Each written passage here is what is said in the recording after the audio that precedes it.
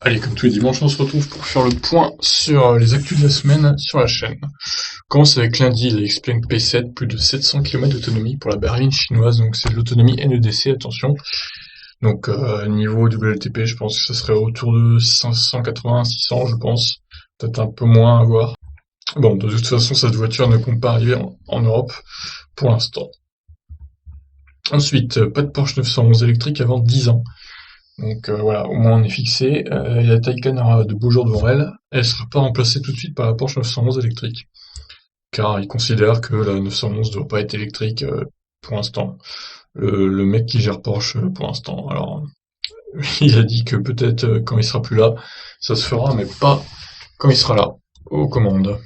On poursuit avec toujours lundi, Tesla Model Y.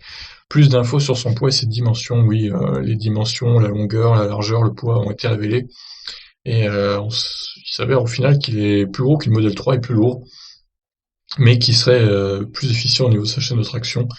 Donc au final, ça compense un peu tout ça, quoi. Poursuivons avec et si l'abrasion des pneus polluait plus que les moteurs thermiques. Alors ça, c'est un article sur Automobile Propre qui a fait pas mal parler, parce que les chiffres abordés dedans sont pas très cohérents. Donc je vous laisse découvrir ça vous-même. Top 20 des meilleures voitures, des meilleures autonomies de voitures électriques en mars 2020. Donc oui, j'ai vu ça sur un site, je me suis dit pourquoi pas faire ça tous les ans, comme ça on verra l'évolution des voitures électriques au fil des années, ça pourrait être pas mal. Une Tesla Model X de 640 000 km pour moins de 27 000 euros. Alors c'est le site électrique qui l'a acheté d'occasion. La batterie à l'origine avait effectué plus de 500 000 km avant qu'elle soit changée. Donc franchement, si vous n'êtes pas rassuré concernant la tenue des batteries des voitures électriques, là je pense que ça peut vous donner une idée de combien elles tiennent, quoi. Poursuivons avec les chiffres de vente qui ont été publiés pour février. Et c'est encore un beau mois de février, hein, vous voyez, 9 452 ventes ont été réalisées. Il y a eu moins de jours qu'en janvier, donc ça peut expliquer la baisse, mais quand même, hein, les voitures électriques font de la résistance pour l'instant, donc on va suivre ce que ça donne pour mars. On verra si c'est dans les mêmes chiffres ou pas. Le millionième véhicule Tesla est sorti des usines donc pour mardi, la news. Et c'est un modèle Y, voilà, qui a été produit. 1 million de véhicules Tesla sont sortis des usines. C'est quand même une belle performance, hein, pour le constructeur américain. Il n'y a pas, y a pas à dire, hein, franchement, bravo à eux.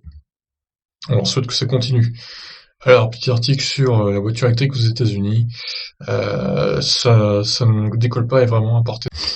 Faut dire que les États-Unis c'est tellement vaste aussi que et l'essence beaucoup moins chère que chez nous, il faut le dire. Donc ça n'incite pas vraiment les gens à passer à l'électrique. Alors, les prix et finitions du Mazda MX-30 électrique révélés. Donc voilà, il est bien équipé, certes, mais l'autonomie n'est pas terrible et les prix ne suivent pas vraiment, ils sont assez élevés aussi.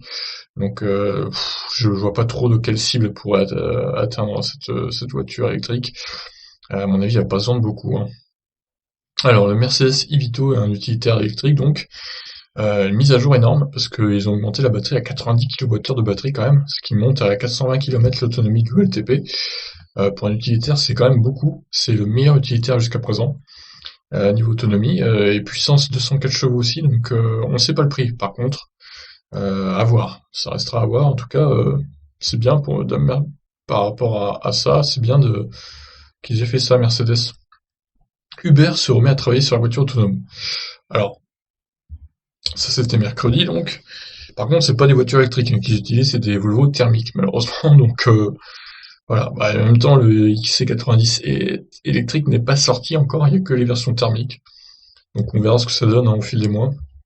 La présentation de la Cadillac Lyriq électrique est reportée à cause de quoi? Bah, du coronavirus, comme d'hab. Merci le coronavirus, hein, toujours là pour emmerder le monde. On poursuit avec le Ford Mustang Mach-E, plus de 40 000 précommandes enregistrées. Alors ça va être un beau succès, hein, ce Ford Mustang SUV. Il sortirait en fin d'année en France, et un peu avant aux États-Unis du coup. Mais non, d'ailleurs, je dis des bêtises, parce que regardez, l'Europe sera prioritaire dans la livraison. Donc il sortira avant en Europe, alors que c'est une marque américaine. Franchement, ça c'est beau. Samsung prépare une batterie solide révolutionnaire. Ah, il y avait longtemps, hein, qu'on n'avait pas eu ce genre d'annonce. Donc on en a au moins 2, 3 fois par mois des annonces comme ça, donc voilà.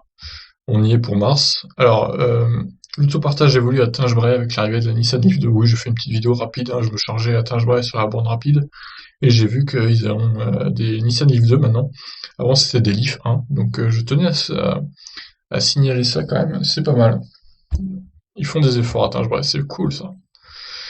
Alors, la BM i8 tire sa révérence en avril, voilà. La BM i8, elle vit ses dernières semaines là.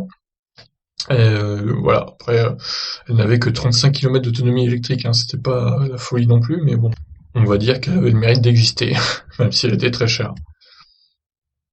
Alors, toujours une news concernant Tesla. Jeudi donc, qui veut un son de V10 ou de V12 sur sa Model 3?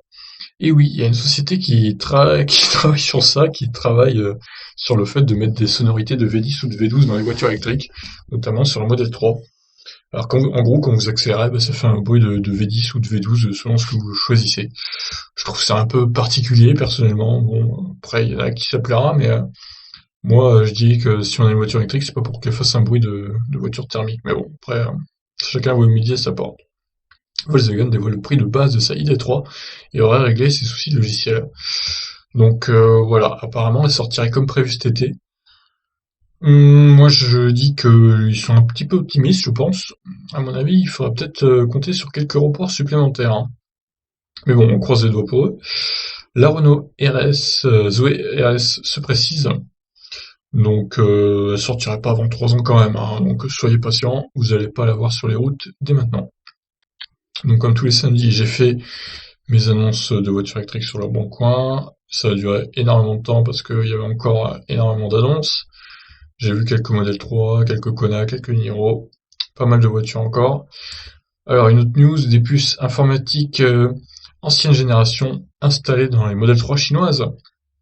Et oui, il y a une action en justice en cours de la part de certains clients qui se sentent floués par ça, et on les comprend parce que Tesla du coup n'a pas prévenu du tout qu'ils allaient faire ça, donc c'est un peu moyen de leur part, il faut l'avouer. On poursuit avec la Model Y, donc.